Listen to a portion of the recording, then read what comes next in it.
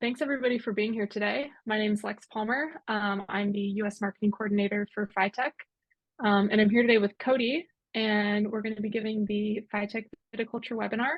So Cody's been with Phytech now for about 3 years, and he is our Director of Vineyards, as well as he has 10 years experience growing up on his family farm, growing wine grapes and pears up in Mendocino. So Cody, thanks for joining us today. Hi, Lex. Thanks for the introduction. Hi, everyone. Thank you for being here today for Phytech's webinar on irrigation strategies during berry development using the Phytech system. My name is Cody Ashurst, and before joining Phytech, I helped manage my family's 400-acre ranch, growing wine grapes and pears for 10 years, but I have been in the vineyards my entire life.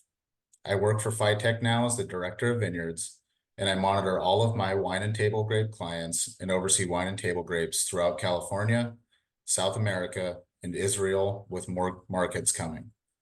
I came to Phytech with one goal: to help farmers. With that, I will give a short presentation on different ways that Phytech can help with irrigation during berry development and identify different stages of development throughout the season. For those that are unfamiliar with Phytech, Phytech is a global software-as-a-service ag tech company that has been in California for 15 years and is currently in 6 countries, helping growers manage their operations better through data-driven decisions. With our system, we establish an IoT network in fields to give our growers insights with dendrometers that track trunk expansion and contraction and growth every hour of the day, soil moisture probes, and irrigation sensors that alert growers when water is turned on and turned off, running PSI, and irrigation duration.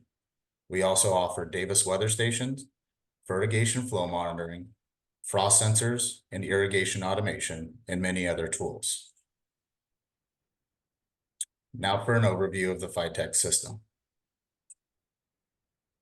The Phytech system uses a color-coded stress system in order to indicate water stress near fields daily, so that you know what blocks to target for irrigation.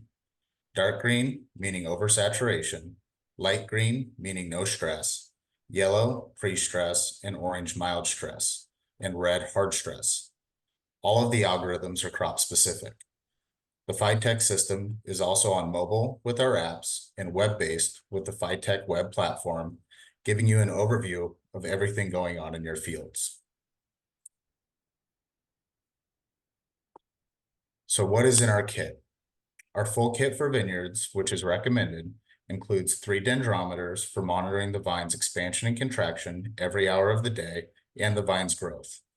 The sensors are placed using NDVI scans in locations of growers' preference in average or below average locations.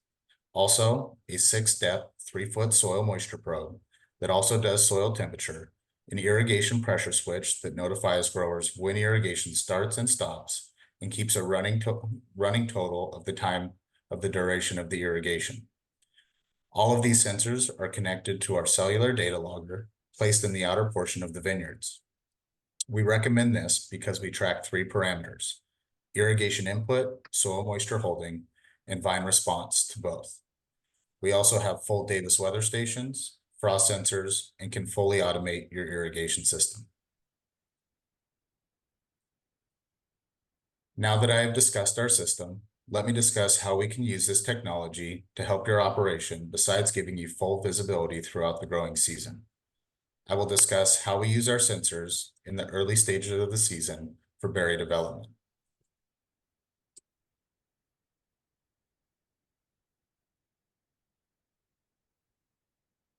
Using the Phytech system, we can track the vine's water stress and growth and see vine response to soil moisture dissipation throughout the season. With this, we can work with you to determine the best irrigation strategies throughout the season, depending on weather changes and block-specific variables. As you can see in this slide, this is a screenshot of actual growers' data during the 2022 season. The blue squares are actual irrigation events that our system recorded. Below that is the plant stress, indicating no stress. Underneath that is the weather forecast for the day. The green line is the dendrometer data, and the green numbers are the daily growth of the vine. The black line at the bottom is our soil moisture root zone average, taking an average of 1/2 foot, 1 foot, and 1.5 foot soil depths. The red line is our threshold or refill line that is inputted by the grower or the customer success manager working with them. In this slide, we can see irrigation sets occurring during the week of June 27th to July 3rd. During the warmer temperatures at the beginning of the week, we can see that the vine is growing continually. With the higher temperatures when irrigation is seen. During the following week, Monday being 4th of July, irrigation did not occur as the previous week, allowing soil moisture to deplete below our set soil moisture line, causing the vine to begin to diminish in growth and dehydrate. But as soon as irrigation is seen on Tuesday, the vine rehydrates with needed water. In the following days, with temperatures climbing, the vine is quicker to dehydrate, and now we are playing a game of catch-up to rebuild the soil moisture profile.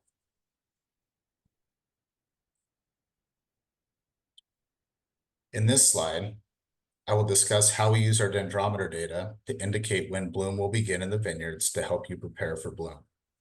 By watching the growth parameters of the vine using the dendrometers, we can actually track the vines throughout shoot formation. However, when we begin to see the trunk of the vine begin to increase in growth consistently, bloom will be seen within the block within 1.5 weeks to 2 weeks.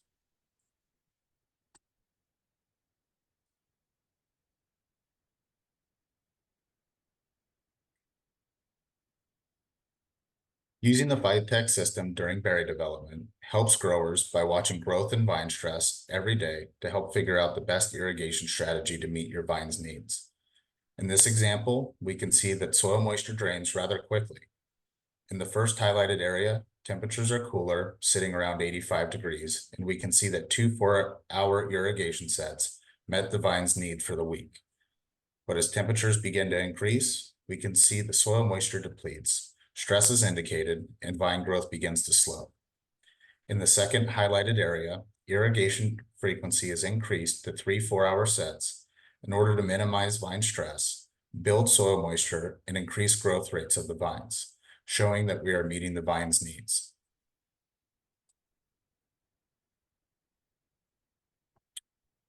In this example, the soil is highly permeable and rocky, and also these vines are head grafted and with very small trunks, leading the vine to stress quicker and seeing growth diminishment much faster. We can also see the black icons above the irrigations that indicate running PSI is lower than the set thresholds for the PSI. In the first highlighted area, we can see when irrigation is seen, growth increases in the vine and vine stress is low, but with high temperatures above 90 degrees, when irrigation is not seen, stress is seen immediately when irrigation does not occur. But the following day, when irrigation is seen, stress returns to normal and a large spike in growth is seen. In the second highlighted portion, we see a similar example that as soil moisture drains and temperatures are high, the vines are quick to stress and diminish in growth due to the root zone soil moisture sitting around 52% when irrigation drains. But with shorter daily irrigations, stress is minimal and growth continues to climb.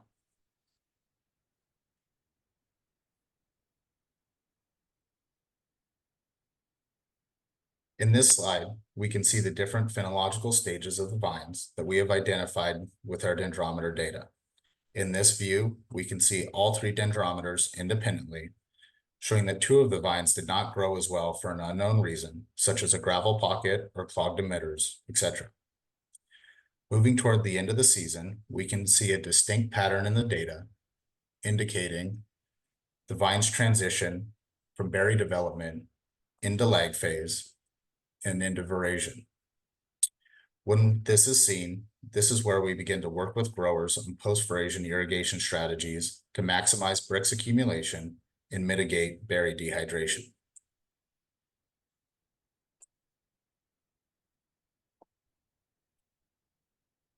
In this portion of the webinar, I will discuss how the same strategies are used in table grapes.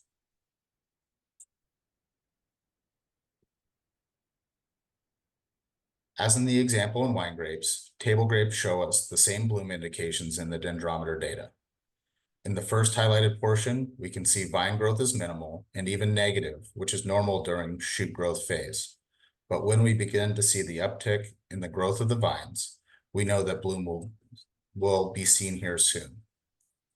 In this example, the grower did an initial irrigation to rebuild the soil moisture profile. But when he was alerted to bloom being on the horizon, an irrigation strategy was implemented in order to boost the growth of the vines, which we can see in the second example.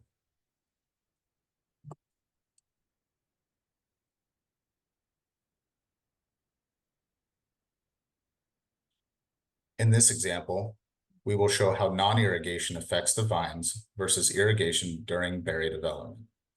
In the first highlighted example, we can see that irrigation is not seen, with the maximum growth being 33 microns and the soil moisture below our threshold line.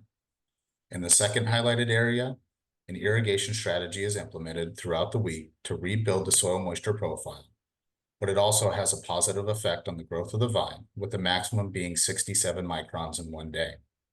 At the end of the week, Phytech's AI irrigation recommendation shows a recommended irrigation of 4 hours on Tuesday, with cooling temperatures throughout the week and soil moisture about to hit our threshold line.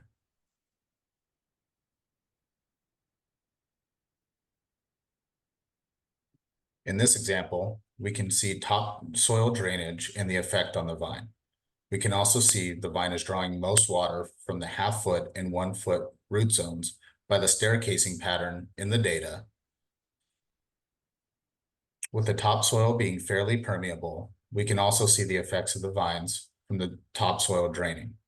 The vines begin to stress and also begin to slow in growth between irrigation sets, indicating that more irrigation frequency is needed during the week.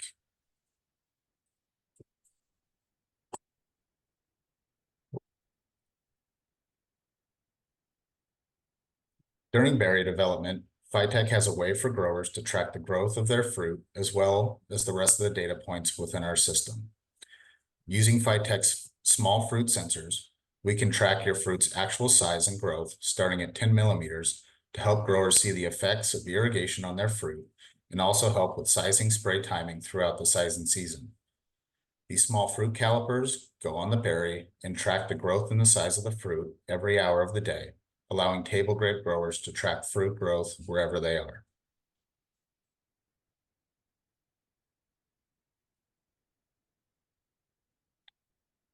And that concludes my talk. I hope you all got something out of it, and I think we have some time for questions.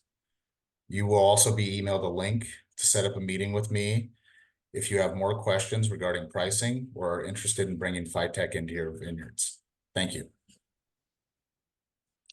Thanks, Cody. All right, so we have a few questions here in the Q&A that we'll jump into. So the first one, how does Phytech handle different rootstocks and clones?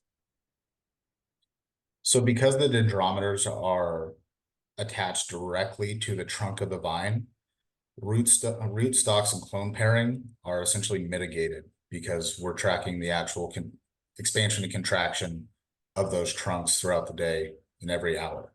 So it's a negated factor within the vineyards. Got it. And then we have another one here. How do you strategize irrigation plans based off of different soil types? So being able to track soil moisture dissipation and the vine's response and irrigation input, we can see that basically the soil moisture drainage is a certain rate throughout a given day. So if a normal set is, say, 8 hours, and that is supposed to get through the week, depending on the soil moisture holding, we can track that dissipation rate and actually figure out what the best frequency is for an irrigation. And if 8 hours is holding and the vine response is good, then that can be a standard set, or we can break it up into more frequent irrigations based on the dissipation rates of the soil.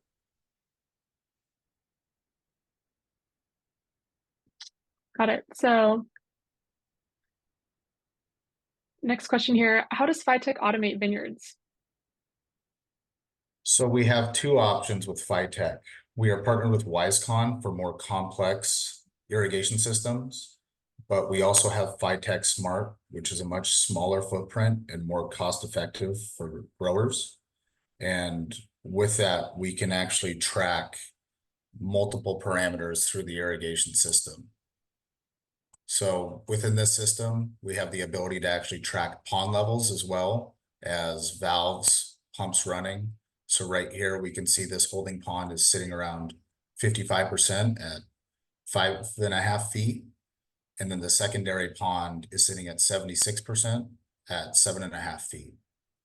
And then through this diagram, we can actually see which pumps are currently running, what the filter pressure is before and after, and the delta of that. And then we can also see which valves are currently running.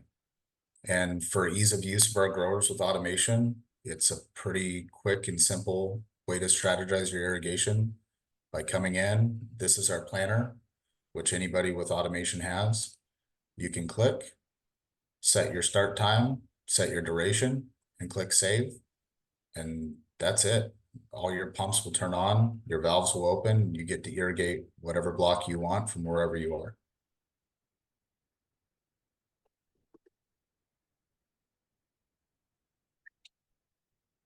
All right, I have a question here about dry farming. So how does Phytech help with managing berry development and dry farming?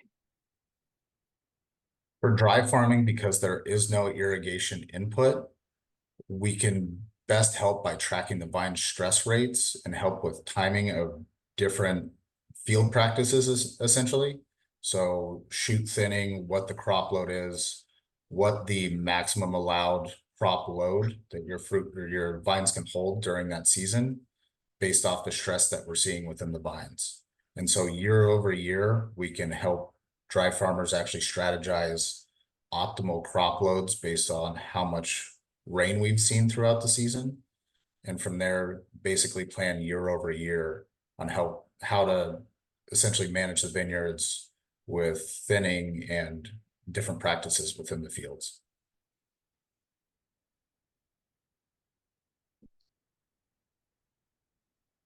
All right, I have another question here. So how does Phytech track fertigation, and which chemicals are delivered at which parts of the vineyard?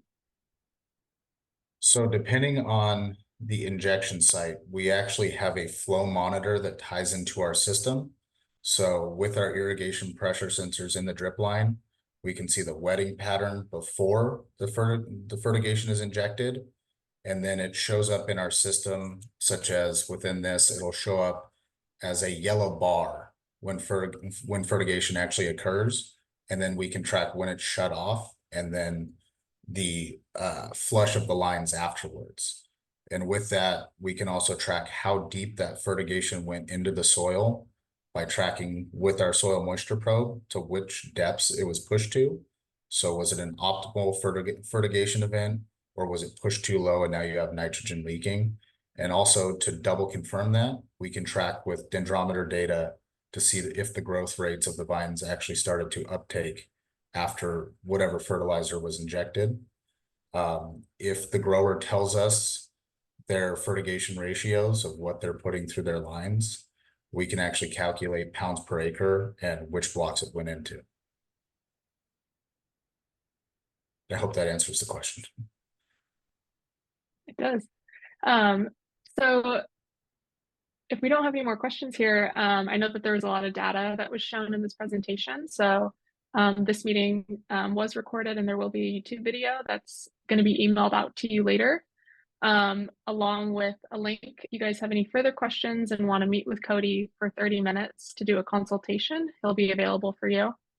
And that would be a great time to discuss with him pricing, or if you have questions about, the covering a certain amount of acreage for your vineyard, or if you're a current Phytech user, you have questions about the strategy, or you are interested in Phytech, reach out to Cody and be on the lookout. But thank you everybody for joining today, and I hope you guys have a great rest of your week.